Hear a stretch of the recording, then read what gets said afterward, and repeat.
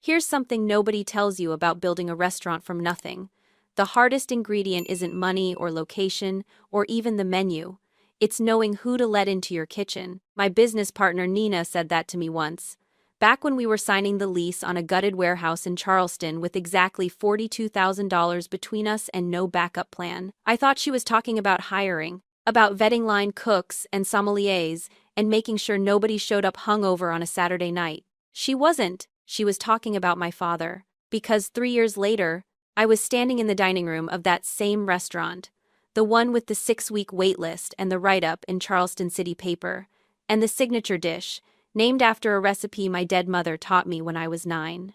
Watching my father slap me across the face in front of 38 guests, because I had interrupted my sister's $4,200 birthday dinner by existing. But I'm getting ahead of myself. Let me back up about 4 hours, to the moment the evening went from manageable to something else entirely. It was a Friday. Service started at 5:30, and by 5:15 I was doing what I always did, walking the floor one last time, checking table spacing, adjusting a candle that didn't need adjusting. Lark and Laurel seated 84, and on Fridays we turned tables twice. Every detail mattered, every fork angle, every napkin fold. I ran my kitchen the way some people run operating rooms, with precision, a little bit of fear, and the understanding that one wrong move could ruin someone's entire night. I was straightening the wine list at the host stand when the reservation screen caught my eye. Table 12. 7:30. Party of 6. Carter. Sutton's birthday. My hands stopped moving. Not a dramatic freeze, more like the moment you pull dough from the fridge and realize it's gone cold all the way through. Dead. Unworkable. You can warm it back up, but it'll never rise the same way. I read it again. Carter. My name. On my screen. In my restaurant. Step 1. Breathe. Step 2. Read it a third time in case the letters rearrange themselves into someone else's family. Step 3. Do not call Nina. I called Nina. They booked a table, I said. No greeting. She didn't need one. Who? My father. Sutton's birthday. 7:30. Table 12. A pause long enough to sear a steak on both sides. Do they know?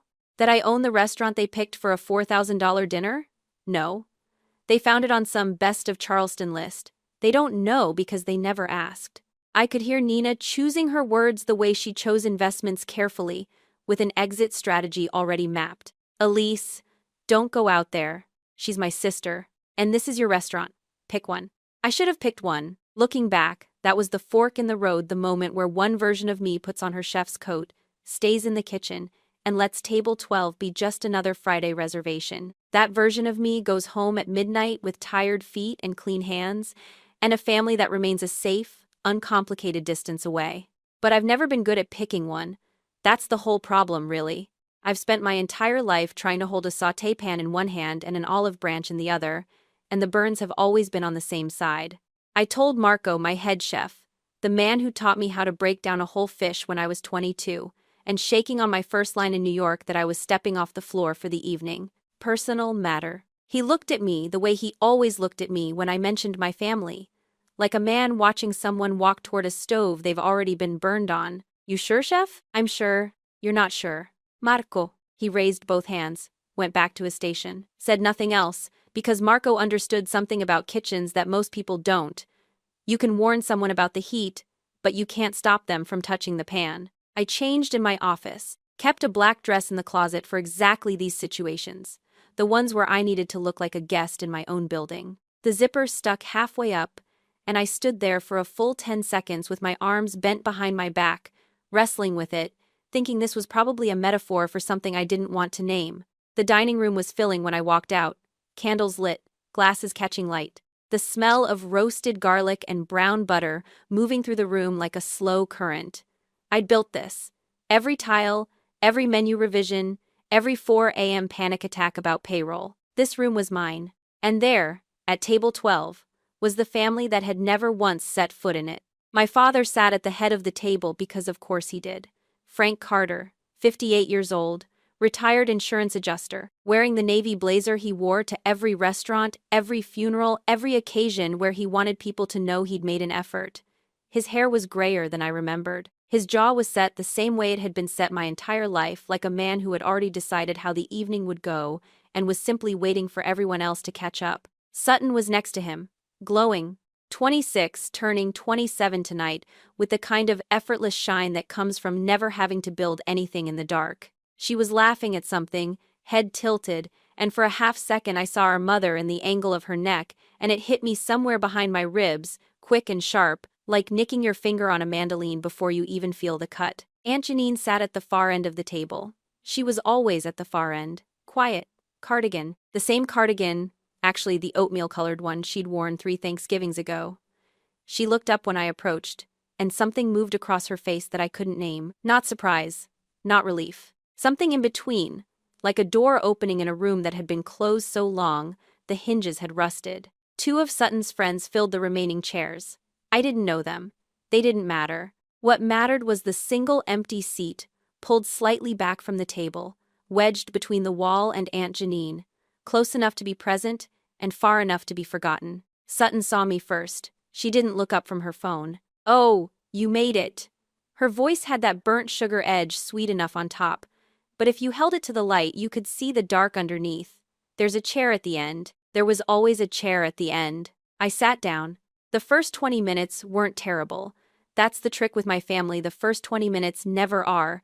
It's like the first bite of something that's been sitting out too long. The surface tastes fine. The rot is underneath, and you don't notice until you've already swallowed. Sutton ordered champagne for the table. Not from the wine list, she asked the waiter to bring something fun, which is what people say when they don't know what they want but want everyone to know they can afford not to know.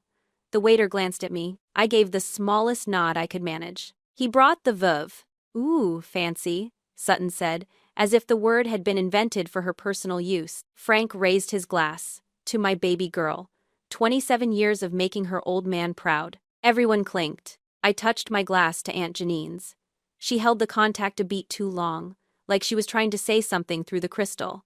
The conversation moved the way it always moved in my family, in concentric circles around Sutton.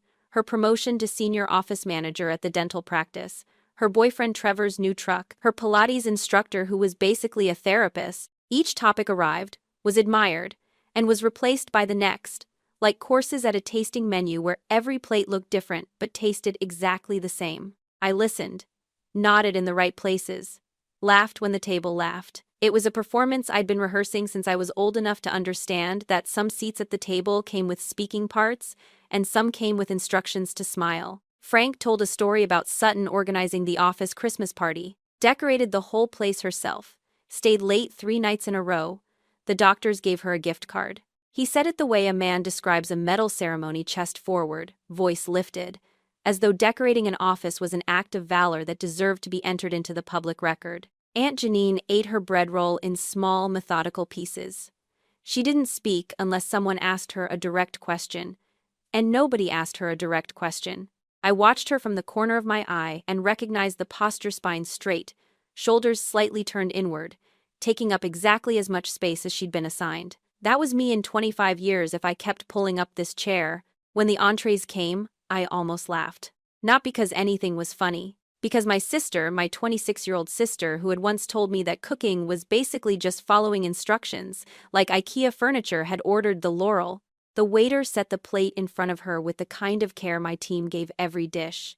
Precise, angled, the sauce pooled just so, and there it was. Mom's crawfish étouffée, refined and reimagined into something that had made a food critic use the word transcendent in print. The recipe Lorraine Carter née Guidry taught me on a Sunday afternoon in our Somerville kitchen when I was 9 years old and she was still alive, and the world smelled like butter and bay leaf and the specific kind of safety that only exists when your mother is standing next to you at the stove. Sutton took a bite. Her eyes closed. "Oh my God," she said. "This is incredible." I pressed my thumbnail into the pad of my index finger under the table. Hard enough to leave a mark. Not hard enough to bleed. "Dad, you have to try this." Frank leaned over, took a forkful off her plate, chewed, nodded the way he nodded at things that were acceptable but not worth discussing. "Not bad. Not bad. My mother's recipe. My hands, my restaurant, my 3 years of 4 a.m., payroll anxiety and burned forearms and a menu I'd rewritten 41 times until the Laurel was exactly right." Not bad.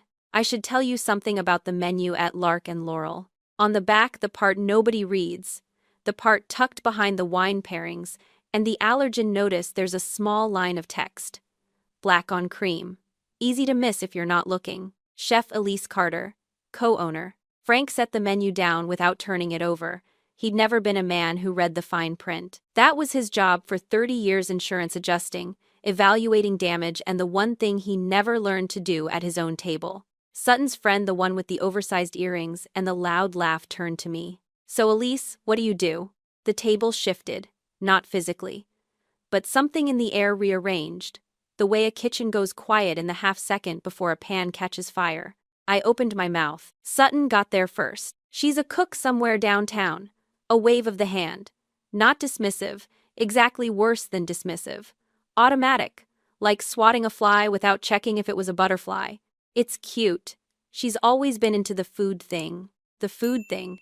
The same two words my father used when I was 14, and holding a trophy nobody came to see me win. The same two words that had followed me out of Somerville and into a dishwashing station in New York, and through 6 years of line burns and knife cuts and the kind of exhaustion that lives in your feet and your wrists and the part of your brain that stops dreaming because there's no time. The food thing. As if everything I'd built could be folded into a hobby and tucked into the back pocket of a sentence. I gripped my water glass. Not the way you grip something you're about to drink. The way you grip a knife handle when the oil is spitting and you need to stay perfectly still because any movement, any flinch, and you burn. Yeah, I said, the food thing. Aunt Janine was looking at me. Not the way the others looked through me, past me, around me. She was looking at me the way you look at a pot that's been on the burner too long and everyone else in the kitchen is ignoring the sound. I looked away, because if I held her gaze, something in my chest was going to crack, and I did not come here to crack. I came here to sit at the end of the table and smile and prove to myself, to them, to the 14-year-old girl still standing on that stage with a trophy and an empty seat in the audience, that I could take it. I could always take it. That was the problem. I was so good at taking it that everyone assumed there was nothing to take. The gifts came out between the entree plates and dessert. Sutton had a system, she always had a system, where she opened each one slowly, holding it up for the table to admire, before setting it down with a little, "Oh my God, you guys," that landed somewhere between gratitude and performance. Designer bag from Frank. The kind with the gold clasp and the tissue paper that crinkles like it costs money just to touch. Sutton pressed it to her chest. "Daddy, you didn't have to." Frank smiled the way he smiled when Sutton called him Daddy, soft around the edges, like a man remembering something he'd never actually lost. Earrings from the friends. A candle set from a boutique on King Street. Each gift unwrapped, admired, absorbed into Sutton's orbit like light into a sun that didn't know it was burning everything around it. Then she looked at me. I handed her a box. Small, wrapped in brown paper because I'd done it myself in my office between service prep and a mild panic about whether this whole evening was a catastrophic mistake. She opened it. Inside was a leather-bound journal, hand-stitched, cream pages.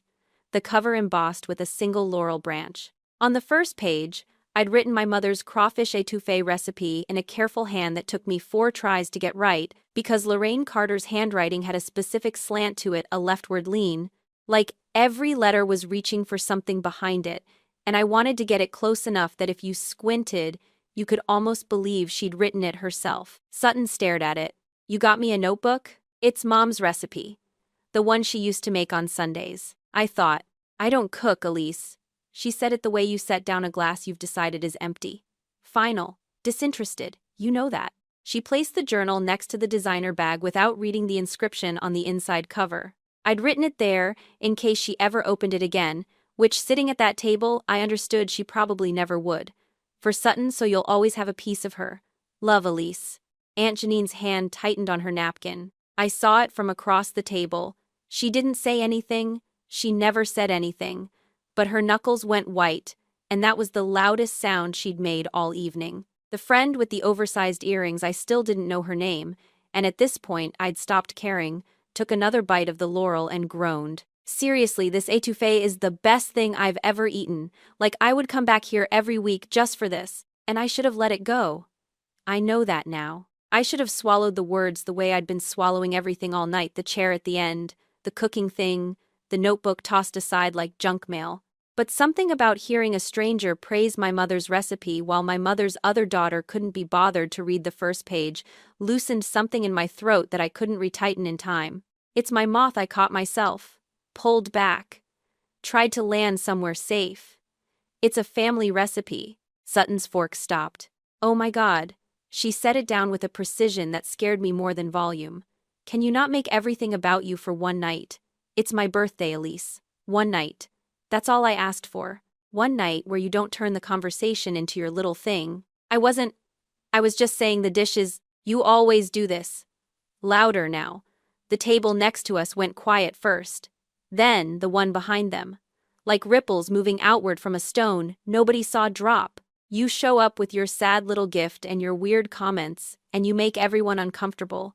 And then you act like you're the victim. It's exhausting. Frank's hand was flat on the table. I'd seen that hand 1,000 times on insurance paperwork, on the steering wheel, on the arm of his recliner in the den, but I'd never seen it the way I saw it now, coiled, deliberate, a decision being made in the space between one breath and the next. Elise. His voice was low. The kind of low that doesn't need volume because it carries weight instead. Drop it. Dad, I wasn't trying to— You're ruining my birthday! Sutton's voice cracked through the dining room like a plate hitting tile. 38 guests. Forks paused midair. A sommelier holding a bottle stopped pouring. The room held its breath the way a kitchen holds its breath when someone yells behind and nobody moves. Frank stood. He leaned across the corner of the table. And he hit me. Open palm. Right cheek. Not hard enough to knock me sideways.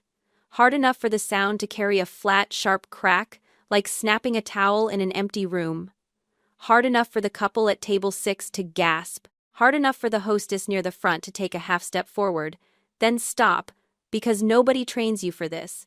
Nobody writes it in the manual. Get out, Frank said. Now. I didn't get out. I didn't move at all. The sound came first, that crack, still echoing in my ear like it belonged to someone else's face. Then heat, spreading from the cheekbone outward, blooming the way a bruise blooms under the skin before you can see it on the surface. Then the taste of copper, bright and thin, where my teeth had caught the inside of my cheek. Then the room tilting, not physically, but the way a room tilts when every fixed point you thought you understood shifts a quarter-inch to the left and nothing lines up anymore. Tears came, not the kind you choose. The involuntary kind the body's reflex, like watering when you chop an onion. Not sadness, just nerve endings doing what nerve endings do when someone who is supposed to protect you becomes the thing you need protection from. Sutton looked at me, and her face didn't crumble or soften or do any of the things a sister's face is supposed to do when she watches her father hit her sibling in a room full of strangers. See, Dad? She said, quiet now, almost gentle, as if the screaming had never happened. This is what she always does. She ruins everything. Aunt Janine stood up, sat back down, stood up again. Her body couldn't decide what to do, because her body had been sitting down at this table for 54 years, and standing was a language she'd forgotten how to speak. Somewhere near the kitchen door, a waiter had already turned, not toward us, toward the back, toward someone who needed to know what was happening at table 12. Have you ever loved someone so much that you kept walking into the same room, knowing it would hurt, because the alternative, not walking in at all, felt like admitting you were never welcome in the first place? I sat there with copper on my tongue and heat on my face and 38 strangers pretending not to watch. And I understood, not in my head but in my body, in the place where understanding lives before words arrive, that I had been walking into this room my entire life, and the door had never once been open. I don't know how long I sat there. Seconds, probably. It felt longer. Time does that when everything you believed about a room rearranges itself. It stretches, goes thick, like caramel that's been on the heat too long and won't pour anymore. My cheek pulsed. The dining room had that awful suspended quality, the way a kitchen sounds in the half-second after a glass breaks and before someone says, I got it. Nobody at table 12 was speaking. Frank was still standing. Sutton was examining her nails, or pretending to. The two friends had developed a sudden fascination with the dessert menu. I turned my head to the left. Not on purpose, my body moved before my brain gave the order, the way you pull your hand from a hot surface before the pain signal arrives, and I looked at the window. Lark and Laurel has floor-to-ceiling glass on the south wall. During service, When the dining room lights are low and the night is dark outside, that glass becomes a mirror. You can see the whole room reflected back, the candles, the tables, the careful choreography of servers moving between them. I designed it that way. I wanted guests to feel held inside something beautiful. But what I saw in that glass wasn't the dining room. I saw a girl, 14, standing on a stage in a high school gymnasium in Summerville, South Carolina, holding a trophy that was almost as big as her forearm. She was wearing a white apron with a grease stain near the left pocket. She was smiling, not the careful, measured smile I'd learned to wear at tables like this one, but the reckless kind. The kind that doesn't know yet that the world will teach it to be smaller. She was scanning the audience, row by row, seat by seat, looking for a face that wasn't there. 14 years. I'd been standing on that stage for 14 years, holding up something I'd made, searching the crowd for someone who never bought a ticket, not because he couldn't find the auditorium, not because the date slipped his mind, because he never thought what I was holding was worth the drive. Why am I still cooking for people who never sit at my table? The thought arrived whole, the way a dish arrives fully plated, no assembly required, no adjustment needed. Just there. Complete. True, in a way that didn't need evidence because my body already knew it, the way your hands know a recipe you've made 1,000 times. The kitchen door opened. Marco came through it the way he came through every door, without hurry, without hesitation. He was still in his whites. Tall, broad-shouldered, gray at the temples now, with hands that could julienne an onion in 11 seconds and hold a woman's attention for considerably longer. The dining room noticed him. A head chef walking onto the floor during service is like a surgeon walking into the waiting room. It means something has changed. He didn't go to Frank. He walked directly to me, stopped, and did something I'd never seen him do in the 12 years I'd known him. He straightened his posture, lowered his chin slightly, and bowed. Not a deep bow, not theatrical, the kind of bow that exists in professional kitchens between people who understand, rank, quiet, deliberate, an acknowledgement that carries more weight than any handshake. Miss Carter. His voice was steady, pitched to carry exactly far enough. Are you all right? Should I cancel their reservation? I want to tell you the room went silent, but that's not accurate. The room had already been silent. What happened was the silence changed. It went from the embarrassed, look-away silence of strangers witnessing something ugly to a different kind, alert, recalibrating, the way a dining room shifts when someone important enters. And everyone needs a moment to figure out the new geometry. Frank's mouth opened, closed, opened again. He looked like a man who'd been reading a map upside down and just realized the destination was behind him. What did you call her? Marco didn't look at him, kept his eyes on me. Sutton leaned forward. Why is the chef talking to you? Behind Marco, 2 more of my team had appeared at the kitchen doorway. Luis, my sous chef, with a towel still over his shoulder, and Kemi, the pastry chef, standing with her arms crossed, and an expression that suggested she was doing math on how many ways this situation could end, and none of them were good for the people at table 12. The sommelier, a woman named Dana I'd hired 8 months ago, had drifted closer, positioning herself the way staff positions themselves when they're protecting the house, which in this case happened to be the same thing as protecting me. You? This is your?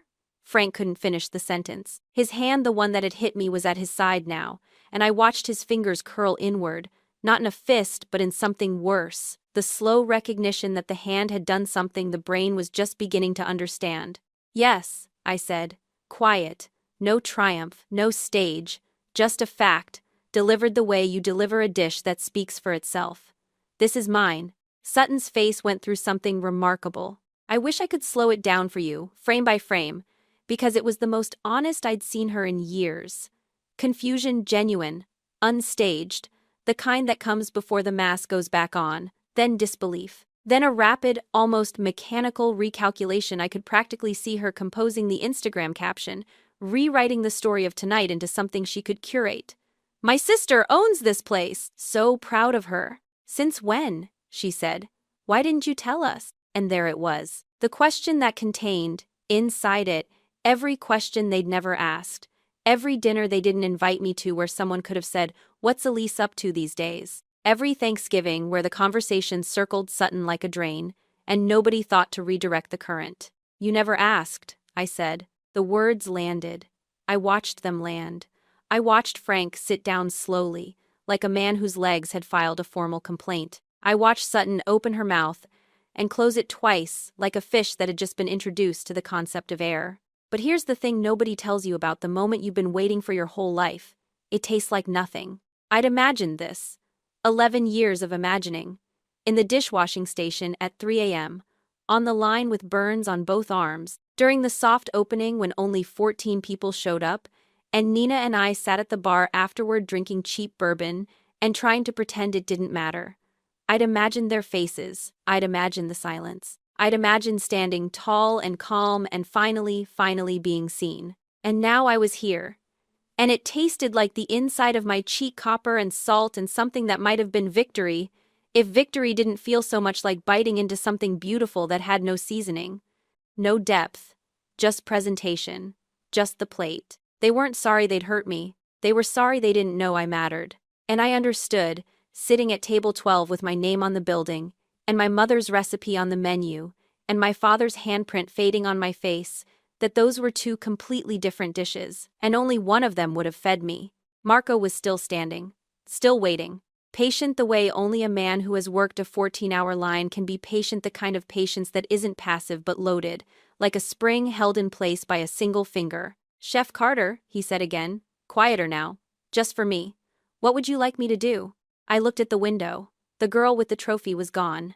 Just my reflection now, 29 years old, cheeks still warm, sitting at a table in a restaurant she'd built from a gutted warehouse and a line of credit and a recipe her dead mother wrote on a Sunday afternoon. I didn't answer him yet. "No," I said. "Let them finish their dinner." Marco studied me for a beat. Then he nodded once, the way he nodded when a dish came back from a table untouched, and he understood without asking that the problem wasn't the food. I stood.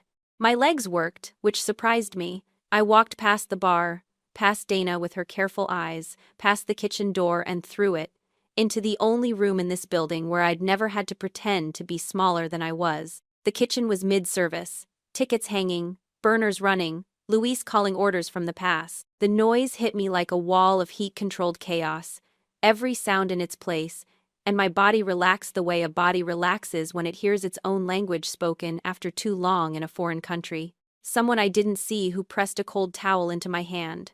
No words, just the towel. In a kitchen, you learn to give people what they need without making them ask for it, because asking takes time, and time is something nobody has when the rail is full. I pressed it to my cheek. The cold was sharp and clean, and for a second, that was all there was, the white cotton against the heat, the smell of starch and ice, the relief of something honest, touching something that hurt. Then the cold did what cold does. It reached past the surface, down into the place where the body keeps what the mind has filed away. And I wasn't in my kitchen anymore. I was 14, Summerville, South Carolina. The gymnasium at Cane Bay High School, which smelled like floor wax and old basketball shoes and the particular brand of nervous sweat that only teenagers produce.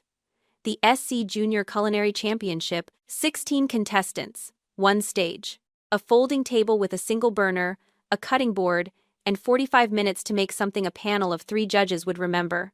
I made coq au vin.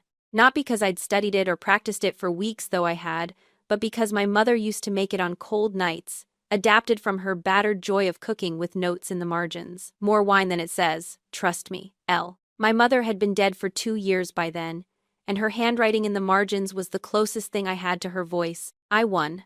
First place. The trophy was brushed silver, shaped like a whisk and heavier than it looked. I held it up on the stage and scanned the bleachers. Row 1, row 2, row 3. The seats were half empty. It was a Tuesday afternoon cooking competition. Not the state football finals, but I wasn't looking for a crowd. I was looking for one face, one navy blazer, one man who'd said he'd try to make it. His seat was empty.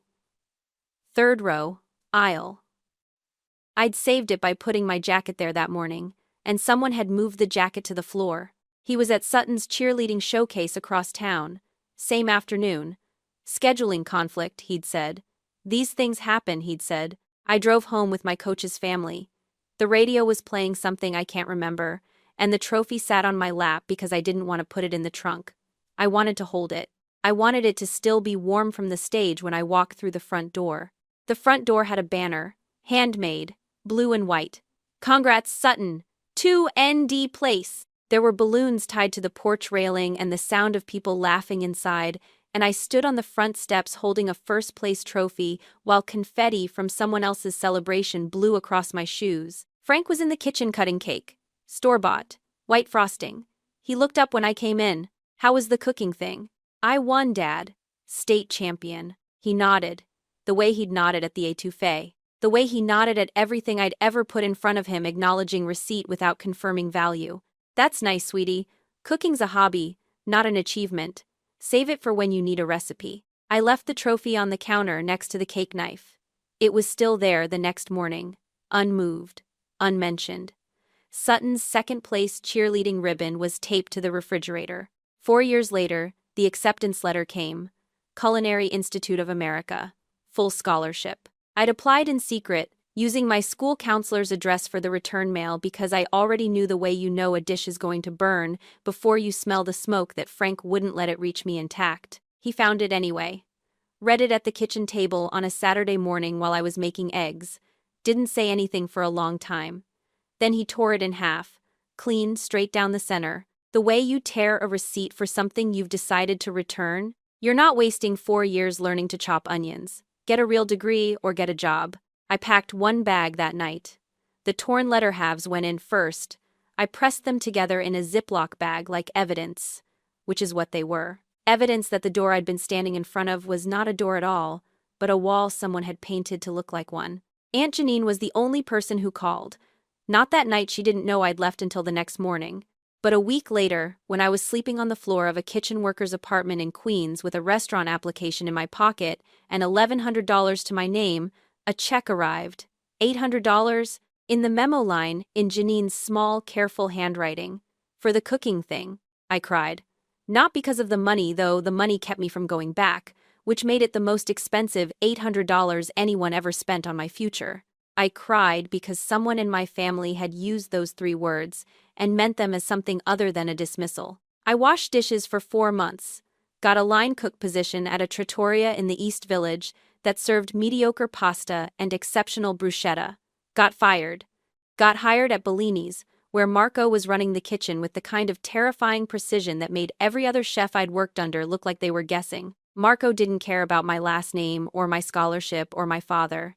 He cared about whether I could break down a fish in under 2 minutes and whether my risotto had the right wave when he tilted the pan. He trained me the way a blacksmith trains an apprentice, through repetition, through heat, through the understanding that the only shortcut in a kitchen is the one that gets someone hurt. 6 years in New York, then Charleston, then the warehouse, then Nina, then Lark and Laurel, then this night, this towel, this cheek, this kitchen that smelled like garlic and brown butter, and the specific kind of safety that I'd only ever felt in 2 places, here, and next to my mother at the stove in Somerville before the world subtracted her from the recipe. I took the towel off my face. The mark was fading. The memory wasn't. Marco pushed through the kitchen door. Service was winding down, the last tickets were running, the energy shifting from the high hum of a full house to the slower rhythm of closing. Your father's asking to talk to you. What does he want?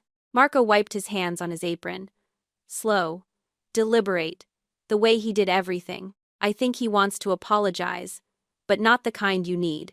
There's a difference between an apology and a recalculation. One costs the person something, the other just costs you time. And I was 29 years old, standing in a kitchen I'd built from nothing, and I was running out of time I was willing to spend on people who only said sorry when they found out the person they'd hurt had equity. I hung the towel on the hook by the door. Tell him I'll be out in a minute. Marco paused at the door, looked back. You don't have to go out there, chef. I know. You're going anyway. I know that too. He shook his head. The same look he'd given me earlier, the man watching someone touch the pan. But this time there was something else in it.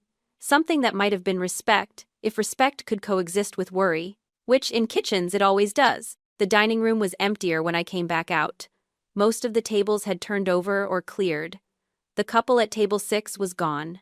The sommelier was polishing glasses behind the bar with the careful rhythm of someone who had decided to stay late because the evening had become something worth witnessing. Frank was standing near the host stand, hands in his pockets, navy blazer buttoned wrong, one button off, like a man who'd put himself back together in a hurry and missed a step. Sutton was next to him, phone out but screen dark, which for Sutton was the equivalent of a white flag. Aunt Janine was sitting alone at table 12. She hadn't left. She hadn't moved. She was holding the recipe journal, the one Sutton had set aside, turning the pages slowly, as though reading something sacred that had been accidentally left behind. Frank saw me and straightened. His eyes were red, but not the way eyes get red from crying, the way they get red from being forced open too long, from staring at something you can't look away from but can't process either. Elise. He stopped. Started again. I didn't know. About all this. About the restaurant. You should have told us. There it was. The apology that wasn't an apology. The sentence that places the fault back on the person who has wronged you. Should have told us, as if the problem was information management and not 11 years of not caring enough to ask. Told you what, Dad? That cooking stopped being a hobby? Or that your daughter built something real without your permission? That's not fair. I was trying to protect you from what? From succeeding? He didn't answer. His jaw worked the way it worked when he was calculating the old insurance adjuster reflex, assessing damage, estimating cost, determining who was liable, but this wasn't a claim he could adjust. This was a loss he'd caused, and the paperwork didn't exist for it. Sutton stepped forward, and what happened next was so seamless, so fluid, that if I hadn't spent my entire life watching her do it, I might have believed it was genuine. Elise. Her voice had changed. The burnt sugar was gone, replaced by something warm and buttersoft, the voice she used when she wanted something, which she'd perfected the way I'd perfected my knife skills, through years of relentless practice. Oh my God, this is amazing. I literally cannot believe my sister owns this place. She looked around the dining room as if seeing it for the first time, which she was, because the first time she'd walked in, she'd been looking at the menu prices, not the walls. I always knew you'd do something with the cooking. I mean, you were always so talented. Remember when you used to make those little cakes for my sleepovers? Everyone loved those. I remembered the cakes. I also remembered that Sutton told her friends I'd bought them from a bakery because she was embarrassed to admit her sister had made them. Frank, sensing an opening the way a man senses an exit in a building he's just set fire to. See? Your sister always believed in you. And here's the part that scares me. The part I don't like admitting. For one terrible, bone-deep moment, I believed it. Not the words I knew, the words were hollow. Knew Sutton was already writing the narrative she'd post tomorrow. Knew Frank was reassembling the evening into something he could live with. I knew all of that the way I knew the difference between real stock and powder. By smell, by weight, by the way it sat on the tongue. But the part of me that had been standing on that stage for 14 years, the part that still scanned the bleachers, still checked the empty seat, still kept a chair at the end of the table just in case that part wanted it to be real so badly that it almost didn't matter if it was. I almost said yes. Almost leaned into the hug Sutton was already preparing. Almost let "I always knew" become the sentence that replaced "it's cute" and the cooking thing and all the other small erasures that had been writing me out of my own family for as long as I could remember. Almost. They left around 10:30. Sutton hugged me at the door tight, long, performed with the expertise of someone who understood that physical affection could be a form of contract negotiation. Frank patted my shoulder. "We'll talk more soon," he said, which is what people say when they mean the opposite and hope you won't notice. Aunt Janine hung back. She touched my hand, just her fingertips against my wrist, light as a garnish, and said nothing. Then she followed them out. She'd placed the recipe journal back on table 12, closed, with the inscription facing up. I locked the front door. The last of the staff filtered out through the back. Marco squeezed my shoulder on his way past. "I'll be at Ember tomorrow if you need me," he said, which was his way of saying I'll be close if you fall apart and need someone who knows where the pieces go. 1:47 a.m. I was sitting on the kitchen floor, back against the walk-in cooler. The stainless steel was cold through my dress. The cooler hummed behind me, the low, steady vibration that never stops, that runs all night whether anyone is there to hear it or not. I called Nina. She picked up on the second ring. Didn't ask why I was calling at 1:47 in the morning, because Nina had been expecting this call since 7:30. "They want to come back," I said. "Monthly dinners. Sutton wants me to cater someone's wedding. My dad said she always believed in me. And you believe that?" I stared at the ceiling. The fluorescent tubes were off, but the hood lights over the range cast a low amber glow across the prep stations. The kitchen looked different at night, quieter, more honest, like a face without makeup. He said Mom would have loved this place. Nina was quiet for a long time. Then, "Your mom did love this place, Elise. She's in the recipe. She's in the name. She's been here since day one." She didn't need a reservation and a $4,000 dinner to show up. I pressed my palm flat against the cold tile floor. "They didn't find your restaurant because they were looking for you," Nina said. "They found it on a list. They still weren't looking. And the fact that they're impressed now doesn't mean they see you. It means they see the building. It means they see the write-up. It means they see something they can point to at their next dinner party and say, 'That's my daughter's place.' But it doesn't mean they see you, because they had 29 years to see you, and the only thing that changed tonight is the price tag." I hung up, not because she was wrong, because she was so right that holding the phone felt like holding a mirror too close to my face. The walk-in hummed, the amber light held steady, and I sat there on the tile floor of the kitchen I'd built, in a dress I'd changed into so I could pretend to be a guest in my own life, and I let the silence do what silence does when you finally stop filling it with hope. It tells you the truth. I slept 3 hours, woke at 6, made coffee in the restaurant kitchen because I didn't want to go home, and homed the apartment on Calhoun Street with the good light and the small herb garden on the balcony. Felt like a place that belonged to the version of me that existed before last night. I wasn't sure she was coming back. By 8, I'd made a decision. By 8:15, I'd sent the text. By 9, I was sitting at table 12 with 2 things in front of me: the recipe journal and a business card. The restaurant was closed. Saturday morning. No staff, no service, no audience, just clean tablecloths and morning light coming through the south wall, turning the glass into something transparent instead of reflective. No mirrors today. I didn't need them. Frank arrived first. He looked like a man who hadn't slept either, which gave us something in common for the first time in years. He was wearing the blazer again, buttoned correctly this time, and carrying the particular stiffness of a person who knows they're walking into something they can't adjust. Sutton was 2 minutes behind him. No makeup. Hair pulled back. She looked younger without the performance, closer to the girl I remembered from before all of this, the one who used to sit on the kitchen counter while Mom cooked and swing her legs against the cabinets. I pushed that image down. It didn't belong here. They sat across from me. Frank folded his hands on the table. Sutton set her phone face down, which was new. "Thank you for coming," I said. Frank nodded. Sutton said nothing, which was also new. I didn't plan a speech. I didn't rehearse lines in the mirror or write notes on my phone. I just spoke the way I cooked, clean, precise, nothing wasted, every element on the plate because it earned its place there. "Dad, when I was 14, I won a state championship. You weren't there. When I got into the best culinary school in the country, you tore up the letter. When I left home at 18 with one bag and a torn acceptance letter, you didn't call for 3 months. When I opened this restaurant, you didn't know, because you never asked. And last night, when I sat in my own building, at my own table, in a room I built with my own hands and my own money and my mother's recipe, you slapped me across the face because Sutton said I was ruining her birthday." Frank's mouth opened. "Elise, I'm not finished." He closed it.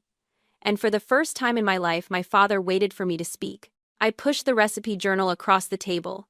"This has Mom's handwriting in it. The étouffée. The one that became the signature dish of this restaurant. The one Sutton ate last night and called the best thing she'd ever eaten." I looked at Sutton. "The one you set aside without reading the first page." Sutton's eyes went to the journal. Then to me. Then to the table. She didn't reach for it. "Mom was a cook, Dad."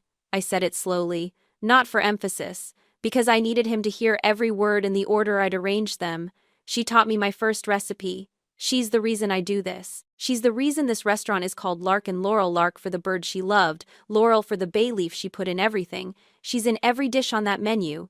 And you forgot. Not her, you didn't forget her. You forgot that she gave this to me." Frank reached into his jacket. Slowly, the way you reach for something you keep close because you're afraid of the day you won't have it. He pulled out a wallet photo. Lorraine, young, in the Somerville kitchen, apron on, laughing at whoever was holding the camera, which was probably Frank, back when he was the kind of man who made his wife laugh. He looked at the photo, then at Sutton, then at me, and I saw it, the thing I'd spent 29 years not understanding. He wasn't looking at Sutton because she was better. He was looking at Sutton because she had Lorraine's eyes. The same tilt when she laughed. The same way of turning her head when someone said her name. Sutton was the living negative of a photograph Frank couldn't stop developing, and every time he looked at her, he saw the woman he'd lost. I looked like Frank. Same jawline, same hands, same way of standing in a kitchen like it was the only room that made sense. And every time he looked at me, he saw himself, and himself was a man who couldn't save his wife from cancer and couldn't forgive the world for taking her. This didn't excuse anything.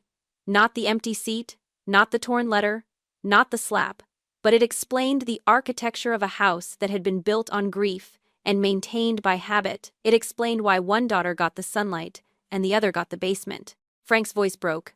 Not dramatically, just a small crack, like a glass that's been holding hot liquid too long.